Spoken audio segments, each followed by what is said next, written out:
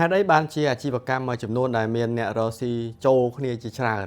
ហើយឆ្លោះគ្នាហើយបែកបាក់គ្នាបាត់ទៅថ្ងៃហ្នឹងខ្ញុំចែកម្លែកនៅប្រធានបទនេះព្រោះថាខ្ញុំក៏ធ្លាប់ជួបរឿងហ្នឹងហើយនៅក្នុងសង្គមបច្ចុប្បន្នក៏យើងធ្លាប់ជួបរឿងហ្នឹងដែរគឺមានម្ចាស់អាជីវកម្មជាច្រើនដែលគាត់រកស៊ីជាមួយគ្នាហើយចាប់ផ្ដើមអត់ពេញចិត្តជាមួយគ្នាឬក៏ឆ្លោះគ្នាឬក៏បែកបាក់គ្នាធ្វើឲ្យអាជីវកម្មហ្នឹងអាលំទៅវិញទៅឬក៏អ្នកខ្លះក៏លក់ភាគហ៊ុនឲ្យម្នាក់ទៀតដើម្បីម្នាក់ទៀតបន្តទៅវិញទៅអញ្ចឹងមានកត្តាជាច្រើនដែលនាំឲ្យម្ចាស់អាជីវកម្មគាត់បែកបាក់គ្នាឬឆ្លោះគ្នាហ្នឹងប៉ុន្តែកត្តាមួយក្នុងកត្តាជាច្រើនហ្នឹងដែលខ្ញុំនឹងនិយាយនៅចុងវីដេអូមួយហ្នឹងមុននឹងខ្ញុំនិយាយថាកត្តាមួយហ្នឹងដែលជាកត្តាសំខាន់ហ្នឹងខ្ញុំលើកយករឿងមួយគឺថ្ងៃមួយហ្នឹងគឺមានសត្វភេ2នាក់នោះគាត់ទៅរកស៊ីចូលគ្នាទៅដើរចាប់ត្រីនៅចាប់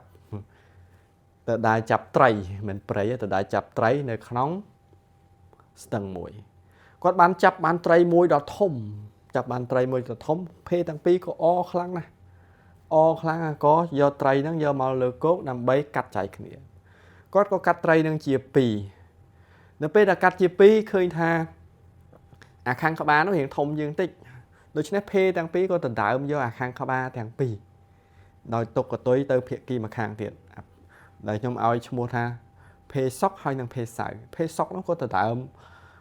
ខាងក្បាលហើយភេសៅហ្នឹងក៏ដណ្ដើមខាងក្បាលព្រោះក្បាលធំជាងអញ្ចឹងទៅអ្នកទាំងពីរដណ្ដើមគ្នាកើតទុកមិនសុខចិត្តចែកគ្នាមិនដាច់ទេព្រោះម្នាក់ដណ្ដើមយកក្បាលទាំងពីរហ្នឹងក៏កាន់ត្រីហ្នឹងទៅជួបដើរស្វែងរកអ្នកកាត់ក្តីឲ្យដែលទៅជួបខ្លាត្រីហើយភេទាំងពីរក៏ប្រាប់ទៅខ្លាត្រីហ្នឹងតាមដំណើររឿងថាខ្លួនបានចាប់បានត្រីពីក្នុងស្ទឹងនៅខាងនោះហើយយកមកកាត់ចែកគ្នាហើយខ្លួនម្នាក់ទាំងសុកទាំងសៅហ្នឹងគឺចង់បានខាងក្បាលទាំងពីរខ្លាត្រីក៏ស្ដាប់សាច់រឿងយល់ក៏លើកខាងក្បាលខំមួយម៉ាត់ទៅខំមួយកណាត់ខំមួយម៉ាត់ទៅក៏ខាងក្បាលនោះក៏រៀងខោចតិចបានន័យថាកតុយចាប់ដើមច្រើនជាងម្ដងភេទាំងពីរក៏ដណ្ដើមខាងកតុយវិញខ្លាត្រីឃើញដូច្នេះយល់ថាអូខាងកតុយច្រើនជាងដើម្បីឲ្យស្មើក៏លើកខាងកតុយខំមួយម៉ាត់ទៅពេលដែលខំខាងកតុយមួយម៉ាត់ទៅអាខាងកតុយតិចជាងវិញភេទាំងពីរក៏ដណ្ដើមមកខាងក្បាលអាខាងក្បាលតិចខ្លាត្រីក៏ដូចនេះខំមកខាងក្បាលវិញខាងក្បាលតិចជាង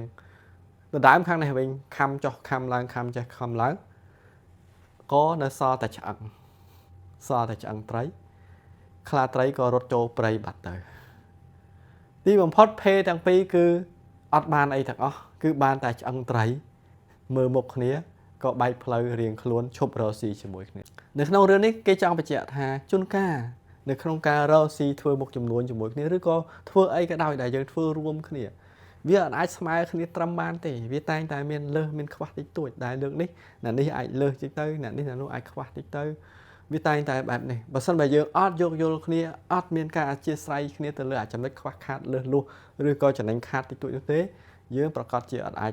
រកស៊ីជាមួយគ្នាបានទេហើយប្រកាសជាអាចខាតទាំងពីរក៏អាចថាបាននៅពេលដែលយើងទៅប្តឹងផ្ដល់ឬឆ្លោះគ្នាអាចខាតទាំងពីរតែម្ដងដែលយើងតែនិយាយថាឈ្នះបានខាតជួនកាលយើងចង់ឈ្នះ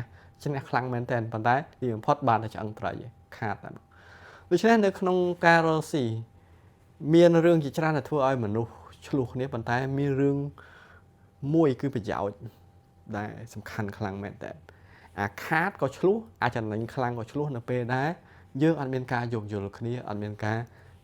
យោគយល់គ្នាលើសខ្វះអីតិចតួចយើងអត់យោគយល់គ្នាប្រកាសជាយើងឆ្លោះគ្នាអញ្ចឹងរឿងមួយនេះខ្ញុំចង់បញ្ជាក់ថាបងប្អូនត្រូវតែប្រយ័ត្នប្រយែងនៅក្នុងការរើសដៃគូឬក៏ប្រយ័ត្នប្រយែងនៅក្នុងការ